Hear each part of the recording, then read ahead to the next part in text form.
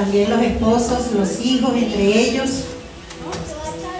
Si los hijos están disgustados, créanme que en ese momento se disuelve el disgusto, porque un abrazo deseándose Shabbat Shalom es una bendición que nos damos todos los Shabbat. Bueno, ¿qué les parece si acompañamos a este grupo cantando la canción típica del Shabbat, un canto para el día del Shabbat?